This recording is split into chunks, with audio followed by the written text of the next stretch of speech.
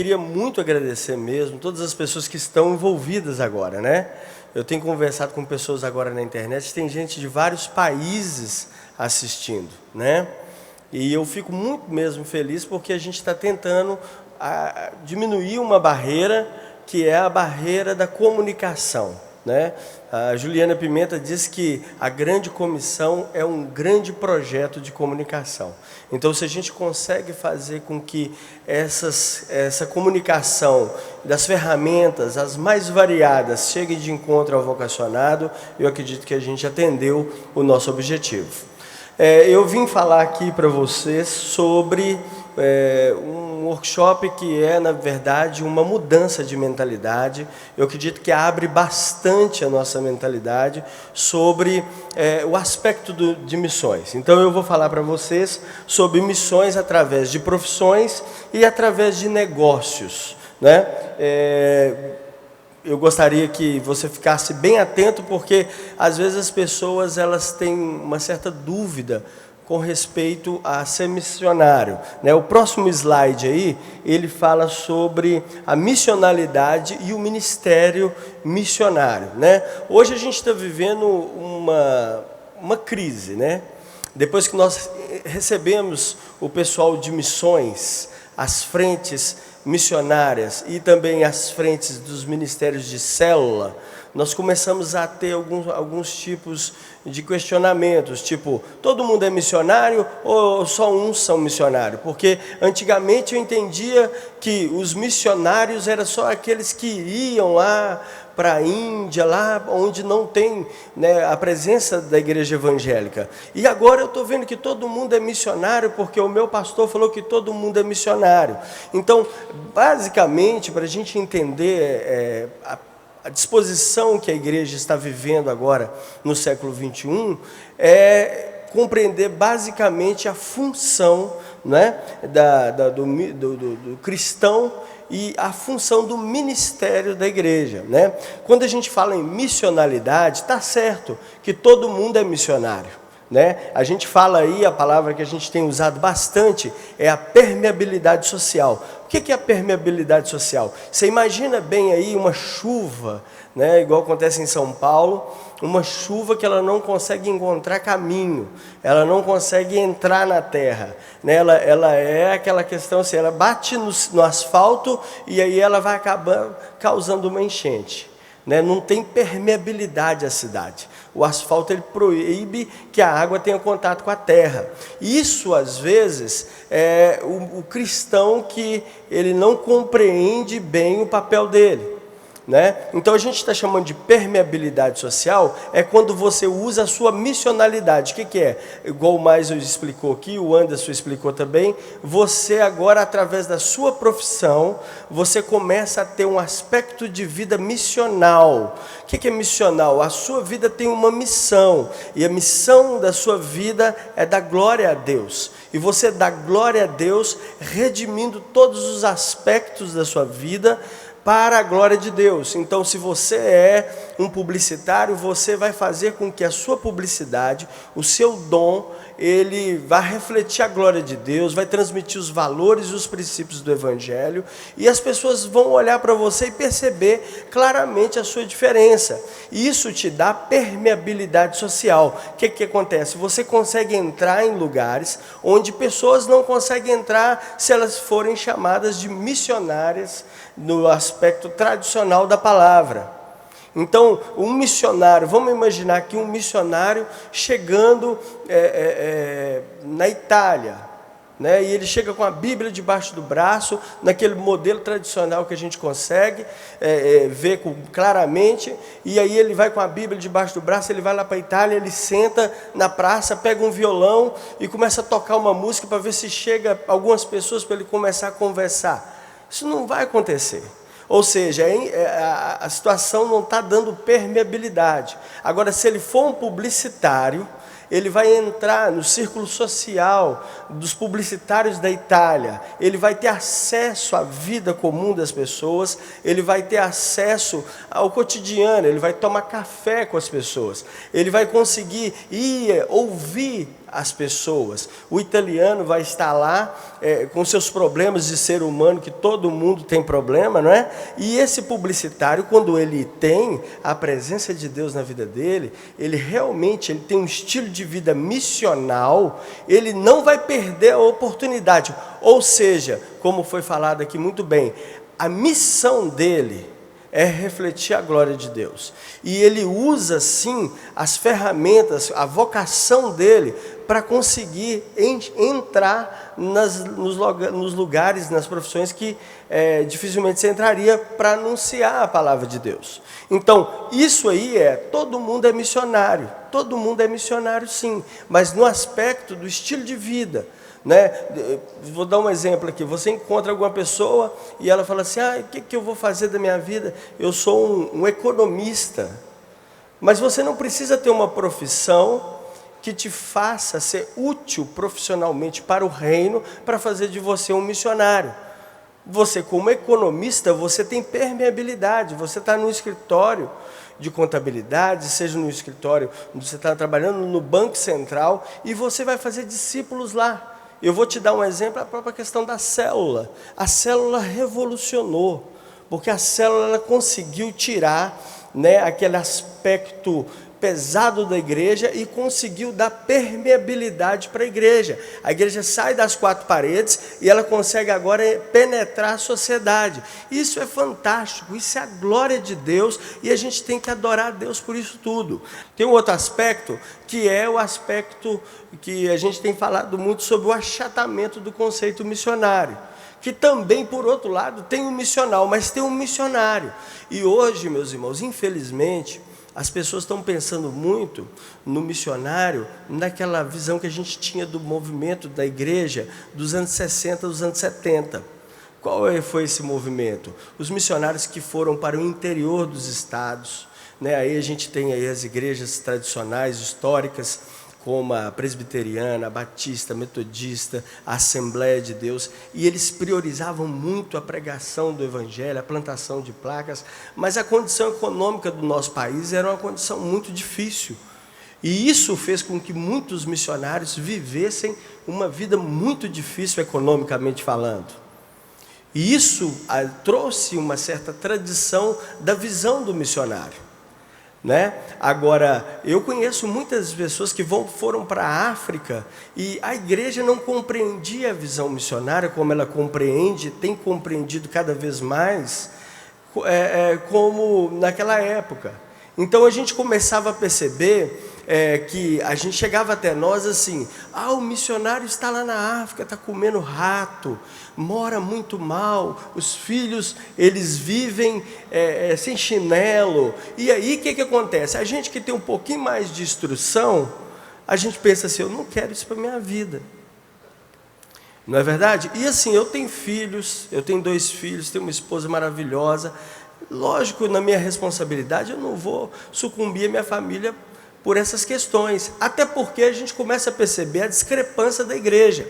Parece que a igreja do celeiro, a igreja das 4 paredes, ela está cada dia mais robusta financeiramente no Brasil. E a igreja seara, a igreja que sai das 4 paredes, ela vive esse abismo de diferença. Você vê pessoas, às vezes, passando dificuldade, mas a gente acredita que isso é um grande projeto publicitário das trevas. Sabe, é um projeto publicitário de Satanás, porque Satanás, ele achatou o termo missionário. E lá em Efésios 4:11, você percebe claramente a Bíblia dizendo o seguinte: Deus, o Senhor Jesus, quando ele subiu aos céus, ele mesmo deu dons aos homens, e ele fez uns para apóstolos, outros para profetas, né, pastores, evangelistas, pastores e mestres.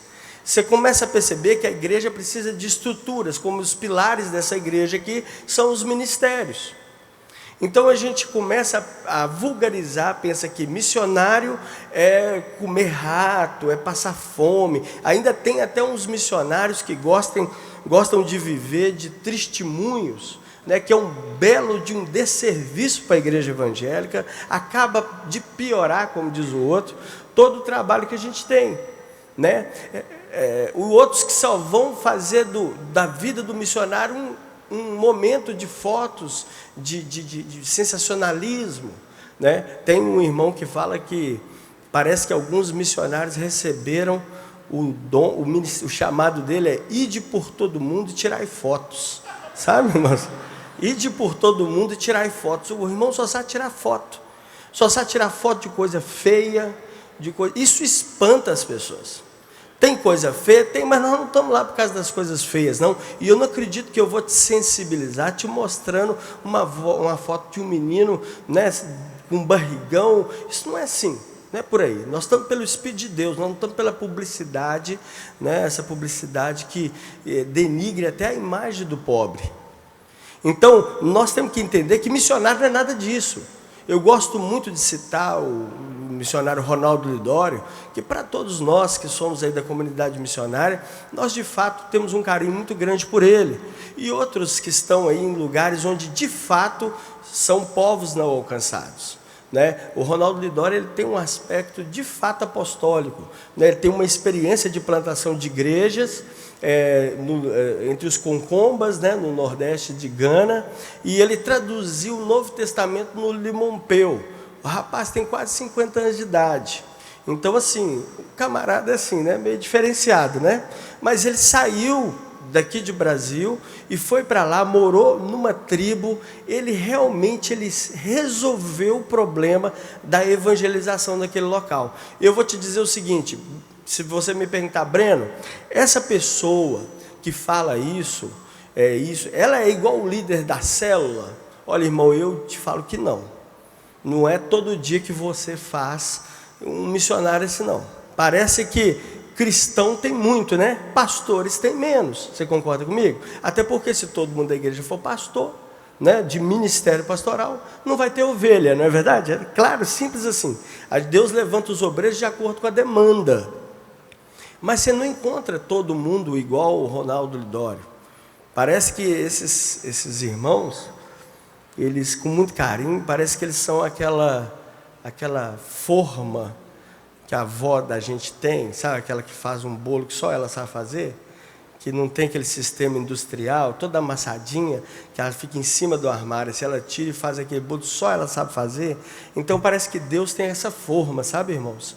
É pessoa comum como nós, mas o ministério dele é diferenciado. Então eu não posso chegar e falar que todo mundo é missionário. Não posso, porque Deus falou em Efésios 4:11 que uns Deus fez para apóstolos. Não foram todos, né? O apóstolo, o Russell Shedd, né, eu estava com ele dentro do carro, tive a oportunidade de dar carona para ele. Agora você imagina que homem de sorte sou eu, dar carona para o Russell Shedd. E aí eu estava dando a carona. Você sabe, quando você encosta perto de um mestre, você tem que conversar com ele, né, irmão? A não ser que você seja um camarada assim, muito culto. E eu falei, pastor, vamos conversar o Efésios 4:11, me explica isso aí. E ele disse, olha, Breno, no Velho Testamento, só alguns eram chamados para resplandecer e representar Deus. No Novo Testamento, todos são chamados para representar Deus na sociedade, e isso é a missionalidade. Agora, dentro da igreja, de todos os chamados, existem aqueles que são escolhidos a dedo por Deus. E aí ele disse assim para mim, como começa a carta de Colossenses? Aí eu falei, pastor, aí o senhor pode ler, pode falar, né? Pode falar, continua para não atrapalhar a sua concentração. E a outra carta, eu falei, também pode ficar à vontade, pastor. Pode falar aí, eu não quero não, que estou dirigindo aqui. E aí ele disse assim, Paulo começa assim, eu, Paulo, apóstolo de Cristo, pela vontade de Deus. E ele disse, você já foi missionário lá em Moçambique, você sabe, se você chegasse lá em Moçambique, batesse na embaixada, na migração de Moçambique e dissesse assim, olha, eu sou Breno, e eu sou embaixador do Brasil.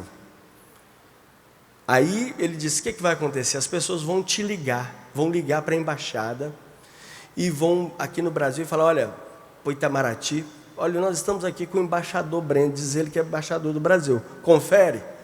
Aí eles vão olhar e falar, não confere, não temos nenhum embaixador do Brasil chamado Breno Vieitas, não. Isso aí não representa a União e nem a federação. E aí, o que acontece? Eu não sou embaixador. Então isso não é pela vontade da união, é pela minha vontade. Paulo diz, eu, Paulo, preserva a identidade, eu, Paulo, apóstolo de Cristo, enviado pela união, né, pela vontade de Deus, escolhido pelo presidente.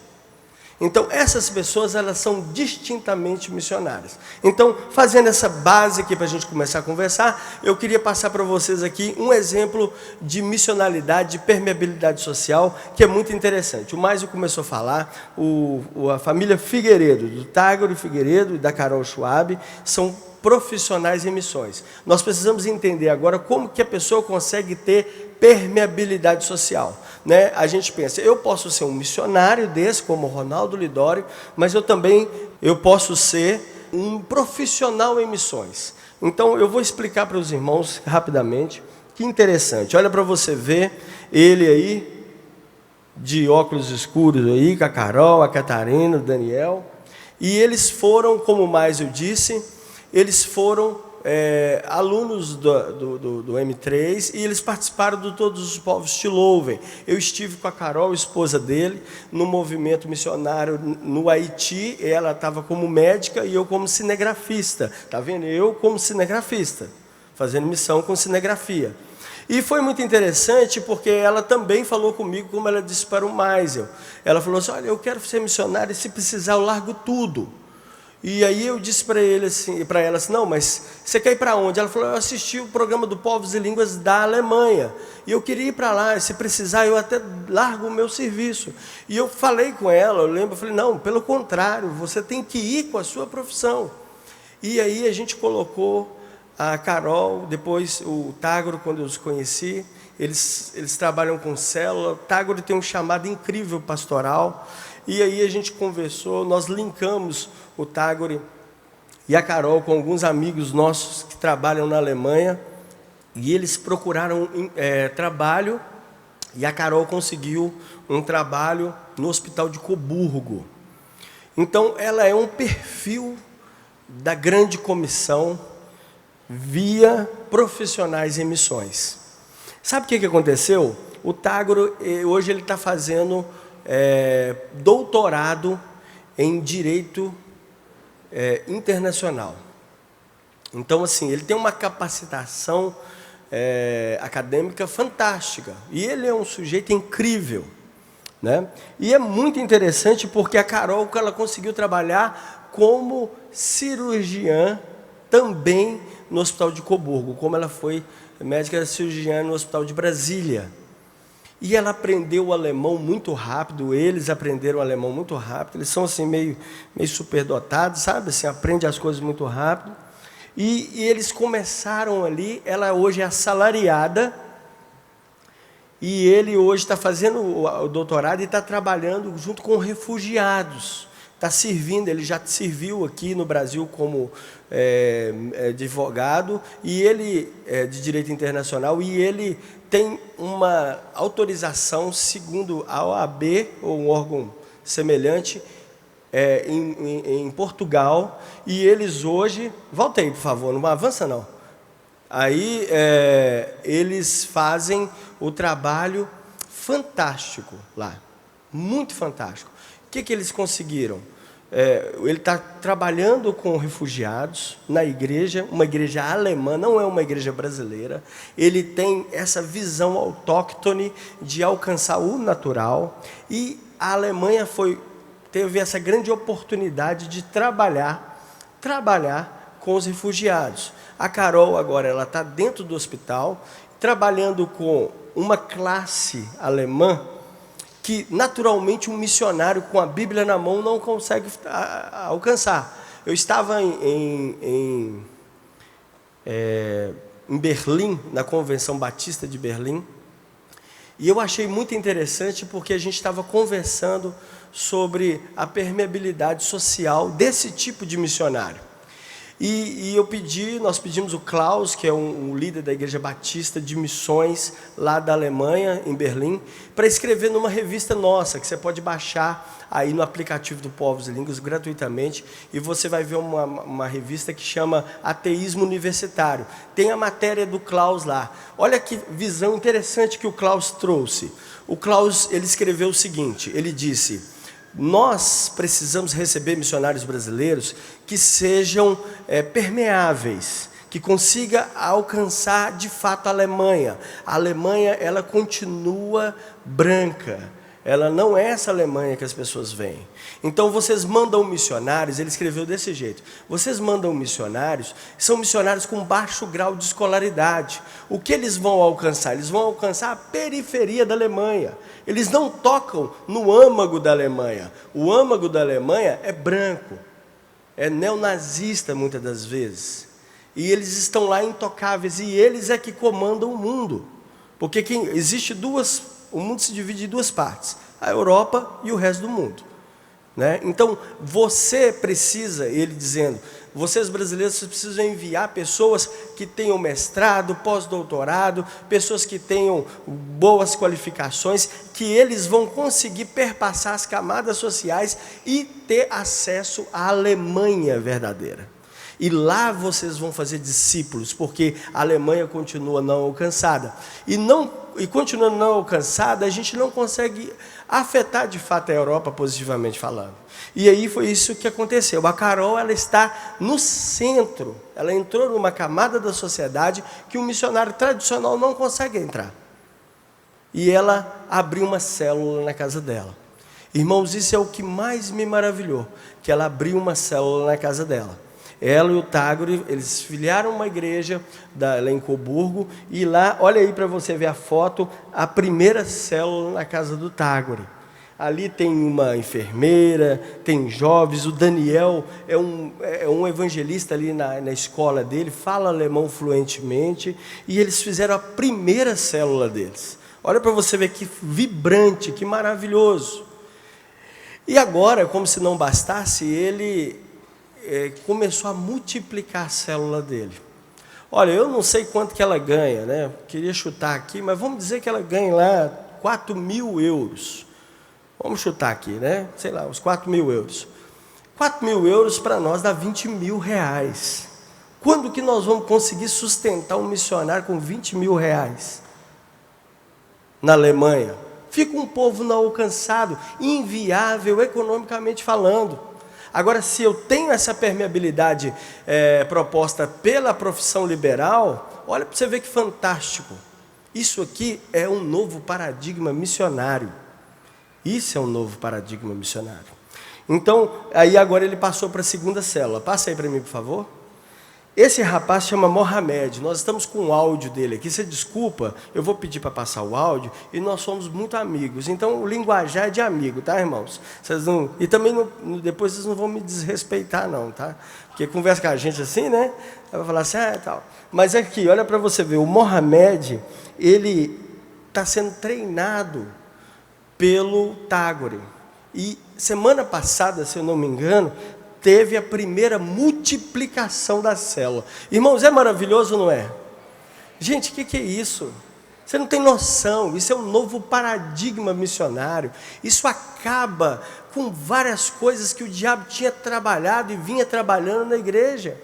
Olha para você ver, olha aquela célula. A Carol está de vermelho ali no meio, camisa branca lá com os gatinhos, né? Olha ali, gente, dá vontade de chorar. Eu fico vendo assim, eu falei, Senhor, nós temos os nossos... Vamos aplaudir, né, meus irmãos? É lindo isso. Você tem hoje 26 milhões de jovens no Brasil que são adolescentes e jovens. Imagina esses 26 milhões de jovens compreendendo a permeabilidade social da profissão liberal, e a gente começando a fazer um novo disparar de missionários para o mundo afora.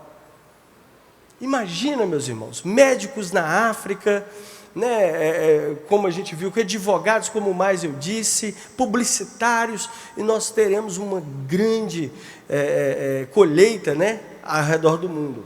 Agora, ele dividiu, multiplicou, na verdade, a célula agora, e agora ele está começando com esse rapaz. Esse rapaz, ele é fantástico porque ele é um ex-muçulmano, que ele veio daquela migração por causa da guerra, ele é do Afeganistão, e esse menino, a história dele é um negócio de louco. Irmãos, negócio de louco, como ele se converteu, e eu só dou glórias a Deus pela vida do Tagore. É de emocionar. Vamos lá, passa aí pra gente o áudio aí. Ele é de uma minoria chamada Dari, é um grupo étnico e linguístico que tem lá. Ele veio para cá, para a Alemanha, pelo caminho do Mediterrâneo, esse que todo mundo conhece, que você sai cortando, sai cortando Iraque, Síria, aí Turquia, aí na Turquia você pega um mar Mediterrâneo ali, você atravessa para a Grécia, aí ele ficou na Grécia. Aí na Grécia ele tinha uma igreja evangélica lá que fazia um trabalho de assistência social de sopão. E depois de distribuir o sopão, ele sempre fazia um culto, mas ninguém era obrigado a ficar para o culto. E aí ninguém ficava para o culto, inclusive. Os muçulmanos iam lá, tomavam a sopa, pegavam as roupas e iam embora. E aí um dia ele resolveu ficar. Nessa de ficar, ele acabou se convertendo. Depois disso, ele ficou um tempo lá. As coisas ficaram meio complicadas lá. Ele chegou a trabalhar na roça uma vez, de catador de tomate. Aí as coisas ficaram difíceis lá, ele pegou e fugiu, veio para a Alemanha. Foi na época que a Alemanha estava com a fronteira aberta. Aí veio para a Alemanha, e aí chegou aqui na cidade, ele procurou uma igreja evangélica e veio para essa nossa igreja lá. E aí está congregando lá com a gente desde então. Só que ele está estudando alemão, mas ele fala muito pouco de alemão porque ele era analfabeto. Então, para ele estudar alemão, ele teve que aprender a ler. Então o pessoal ensinou ele a ler em farsi, em persa, né, que é a língua mais próxima que tem do Dari, que é a língua do Afeganistão, né, o persa, que é a mesma língua do Irã. O farsi também é chamado de persa, né? O farsi, o persa, ele é para o Dari como se fosse o espanhol para o português, né? Então, recapitulando, o Mohammed ele fala Dari. Dari é como se fosse uma variação do persa, né?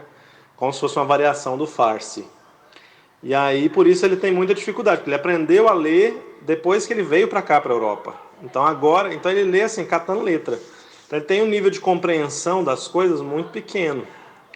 Para você ter uma ideia, a gente teve a nossa primeira célula lá na casa dele semana passada, e ele tinha dúvidas básicas assim, sobre como é que é esse negócio de Jesus ser Deus, e Jesus é o Filho de Deus, vida eterna, o que vai acontecer com os que têm condenação, com os que não têm salvação.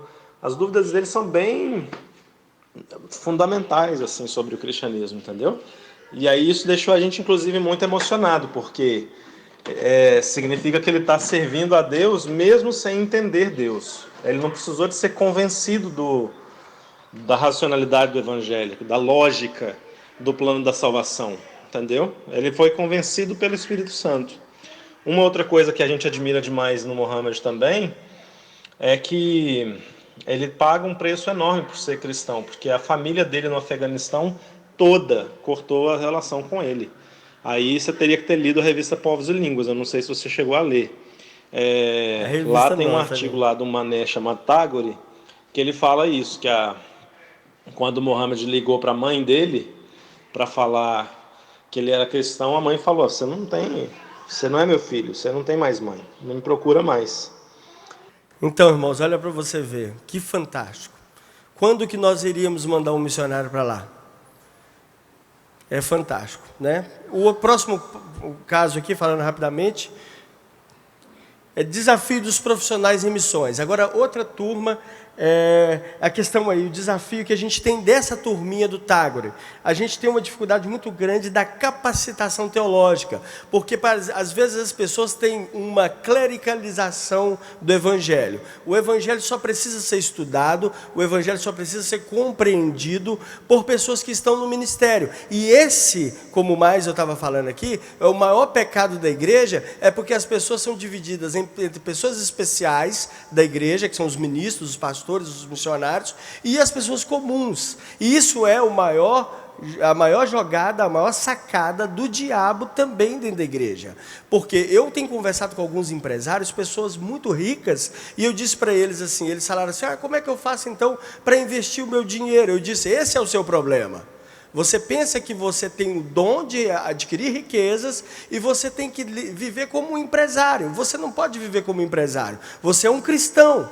Você precisa ter um conhecimento teológico tão grande quanto um ministro do Evangelho. Esse é o problema. E é a nossa herança de padre, né? A gente não quer uma pessoa que nos aproxime de Jesus Cristo. A gente quer um padre que fale entre ele e Deus para nós. E a gente chega domingo e ouve aquilo que a gente precisa ouvir. Então esse é o problema. A dificuldade dessa classe aí de missionários, que são os missionais, né, como a gente chama, os profissionais de missões, é fazer com que eles tenham um bom arregimento teológico para que eles possam, de fato, serem constantes e permanentes no campo.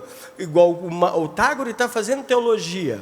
E ele já se superou. Mas preste bem atenção. Imagina quando ele abre uma igreja via célula. Você viu as perguntas do Mohamed aqui? Como que ele vai responder? Isso aí é teologia sistemática. Como que ele vai falar sobre a soteriologia, a teologia da salvação? Como que ele vai explicar? Então, esse conhecimento raso do profissional de missão é uma dificuldade muito grande para nós. Porque eles não conseguem ter raízes. Então, talvez seja o maior desafio. Outra coisa também é o acompanhamento pastoral. O pastor, geralmente, ele não vê necessidade de acompanhar um sujeito desse à distância, porque ele é médico, ele é advogado, ele é publicitário, ele está lá trabalhando. Não, se o pastor não consegue ver missionalidade na ida dele para lá, a gente começa a ter problema muito sério. E a outra coisa é o agenciamento missionário. Não existe hoje agências missionárias que agenciem esse tipo de profissional com tanta ciência e tecnologia para fazer acontecer plantações de igrejas, estabelecimento de seminários teológicos, de maneira apropriada como a gente precisa hoje. Porque nós temos um contingente de pessoas dispostas a irem para o campo, mas nós não temos hoje nenhum aporte para poder dar para eles sustentabilidade. Outro caso aqui, eu tenho 8 minutos para explicar esse. Vamos lá, por favor. Família Souza, Daniel e Érica Souza. São negócios como missões. Passa aí, pronto. Olha para você ver, eles criaram a Casa do Cupcake. Irmãos, eles são missionários da CEPAL, são missionários, assim, pessoas maravilhosas. A CEPAL é uma agência missionária que a gente tem grande respeito. Ela construiu a história de missões e assim, ela tem uma representatividade muito grande. Volta só um pouquinho, por favor. Cupcake, todo mundo sabe o que é cupcake? Diz que a gente nem gosta, mas só de ser tão bonitinho a gente come, né? O Sandrinho falou isso para mim, falou, olha, eu não gosto, mas sempre quando eu vejo eu como, porque é bonitinho, né? Então o que acontece? O cupcake tomou. Esse casal, eu estava conversando com a esposa, e ela me contou, Breno, nós começamos de uma maneira assim, nós precisávamos levantar um recurso para ir para o campo missionário. E aí eles pensaram, poxa, nós somos talentosos e nós temos essa veia comercial. E o que aconteceu? Eles abriram uma lojinha lá para vender na igreja. Isso começou a dar rentabilidade. E hoje eles estão a pé de poder criar aí uma marca e poder comercializar essa marca. E olha para você ver que interessante, hoje eles têm condições, eles montaram uma empresa e eles estão agora podendo fazer missões através dessa empresa. Vamos dizer que eles vendem uma franquia e agora com essa franquia eles conseguem pegar recurso e impulsionar no reino de Deus. O problema dos empresários cristãos hoje é que eles pensam, muitas das vezes, salvaguardando as exceções, eles pensam que o dinheiro é deles. Isso é o maior mal dos empresários. Isso é o maior mal dos ricos. Né? Não estou sendo socialista aqui, nada disso não. Mas eles precisam compreender que Deus deu dons para eles. E às vezes eles pegam o dinheiro, eles não consultam Deus como gastar. E eles deveriam gastar esse dinheiro na expansão do Evangelho. Você não tem vida dupla, você não é empresário e cristão. Você é cristão que é empresário. Então o seu recurso não se aplica como um mundano, não se aplica como um discípulo de Mamon, se aplica como um cristão missional. Agora a gente começa a ver missionários redimindo o segmento, missionários assumindo essa frente e ensinando para os empresários que tem uma veia capitalista no ponto de vista negativo e que pensam que aquilo é uma espécie de louvor para eles, é um mérito deles. E eles não compreendem que os peixes, né, na grande pescaria, os peixes só entram na rede, né, dos pescadores, porque Deus ordena. Os ricos têm as redes, Deus tem os peixes. Deus manda os peixes entrar na rede. E nós precisamos entender isso hoje. Nós precisamos entender que Deus quer enriquecer a igreja para o bem do reino de Deus. Então eu vejo um trabalho fantástico como esse, que a gente começa a pegar e fazer um empreendimento missionário. Vou te dar um exemplo. Você consegue levar um trabalho desse para a Índia. E na Índia você monta um trabalho desse de cupcake. Você coloca, suponhamos, na Espanha. Em todos os aeroportos da Espanha, você pode colocar uma franchise dessa. E ali, toda a renda daquilo ali vai sustentar a sua família, é lógico, todo mundo tem que ter uma vida digna, mas ela é totalmente impulsionada para facilitar a obra missionária. E missão não se faz sem dinheiro. E você consegue segurar vistos, você consegue ter permeabilidade social, você consegue entrar, contratar pessoas com as religiões que nos interessam muito, que conheçam o Senhor Jesus, e dando isso aí, esse acesso, a gente consegue fazer grande obra para Deus. Eu conheço um missionário também, abrindo parênteses aqui, um missionário que está na Índia, e ele tem uma trade, ele tem uma importadora e exportadora. E ele importa e exporta vários materiais de Índia para cá. E ele contratou algumas pessoas, o governo logo quer, porque você gera empregos. E aí ele deu essa oportunidade, alguns indianos vieram. Pelo estilo de vida dele, estilo cristão de viver, ele começou a ser luz na vida do rapaz. E ele um dia deu para ele uma Bíblia, deixou uma Bíblia assim, ele é hindu, ele deixou a Bíblia assim aberta, assim meio que se colar colou, e parece que o rapaz leu. E nessa leitura dele, ele leu uma palavra muito interessante que falando que Deus amou o mundo de tal maneira, porque João 3,16. Aquele rapaz entendeu de tal forma que ele teve assim um surto da revelação de Deus. Ele assim apaixonou. E ele foi para o patrão dele, que é esse missionário, e disse para ele assim: olha, eu entendi, eu quero esse Jesus Cristo, falem para mim sobre ele, esse é tudo que eu estou precisando, é o que eu procuro. Irmãos, fim da história, esse irmão vai estar agora sendo capacitado, vai ser treinado em um outro país como missionário, é um pregador do evangelho na casta dele lá na Índia. Aí eu te pergunto, que dia que um missionário tradicional poderia ter esse tipo de permeabilidade? Podendo ter isso aí espalhado na Índia, em cada shopping da Índia, você ter um quiosquinho desse aí, ó, você pode estar em cada shopping, toda a renda, você está empregando as pessoas. Então nós precisamos compreender isso. Ali está falando sobre os desafios, tem os prós e os contras. Né? O contra disso é que a gente precisa, diferente do empresário, como eu disse que o empresário precisa entender que o dinheiro dele é para a glória de Deus, esse rapaz também, que é um rapaz que está chegando no movimento de profissionais em missões, de negócios em missões, ele precisa entender a questão da capacitação profissional, que é o contrário, que é o problema de que a gente encontra muito aí, o cara quer fazer de qualquer jeito, ele acha que é montar um negocinho, não é, você vai tomar prejuízo, você vai falir, Porque você precisa ter um trabalho que os empresários têm, que é a excelente qualificação empresarial, administrativa, né? Outra dificuldade que a gente tem é compreender o segmento sem perder o foco. Nós temos hoje vários empresários que eles são missionários, são empresários, mas eles se perdem com o passar do tempo. Você entende, né? Diz que quando... custa para ver açúcar quando vê se lambuza, né? Vivia como missionário, passando dificuldade, e agora montou um negócio, o negócio deu certo demais, agora ele não quer voltar para o campo mais, né? Então tem muito disso também, a gente precisa compreender o segmento, entender que isso é bênção, mas sem perder o foco. E a última coisa é não perder o vínculo com a igreja.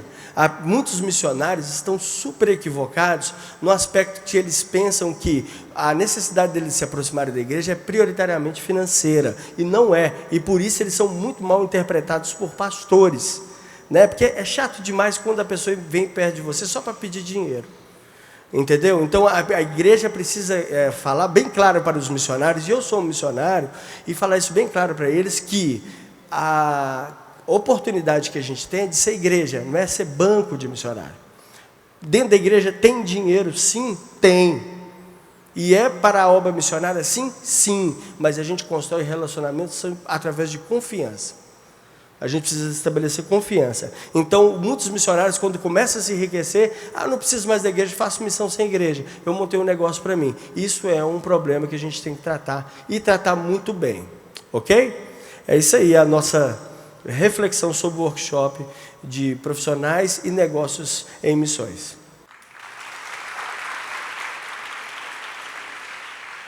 Sabendo que é necessário ter uma boa formação acadêmica para ir a países como a Alemanha, como então fazer uma formação teológica compatível com a missão, uma vez que ambas as formações acadêmicas e teológicas requerem anos? Ir somente após, ou as duas formações, ou uma? Na verdade, o que acontece hoje nós estamos vivendo um sistema, a pós-modernidade líquida explica que nós estamos vivendo uma coisa mais ou menos a uberização. Você conhece o Uber, né? Nós estamos vivendo a uberização. O que acontece? Dificilmente uma pessoa fica muito tempo no lugar fazendo aquilo que ela tem que fazer na questão de capacitação. O caso do Tagore mesmo, ele foi primeiro como advogado, e Deus fluiu desse jeito, né? Ele fluiu assim, e ele está fazendo uma faculdade, que é a Faculdade Sul-Americana, à distância, que é uma faculdade muito boa, mas ele está se completando, né? Esse curso mesmo de Perspectivas Brasil, que são 14 semanas, é uma vez por semana, mas são excelentes professores. Você faz um curso desse e faz outros, aí você vai fazer dentro daquela área, você vai trabalhar na Europa, é muito bom você trabalhar sobre a questão da secularização, você trabalhar sobre o ateísmo universitário, você conhecer a teologia, a história da Europa, para você não chegar lá como um tupiniquim, né, achando que vai mudar o mundo. E eles têm, como a França, o tempo que a gente tem de descoberta de Brasil, de país, eles têm de tempo de igreja. Então você não tem nem como comparar. Você precisa estudar bastante. Mas isso você consegue fazer nesse processo de uberização, né? Se você vai trabalhar com qualquer tipo de trabalho na Amazônia, tem vários cursos. Você faz um curso aqui, faz um curso ali. Você consegue fazer tudo ao mesmo tempo. E isso não é coisa nossa. É a própria formatação da sociedade agora.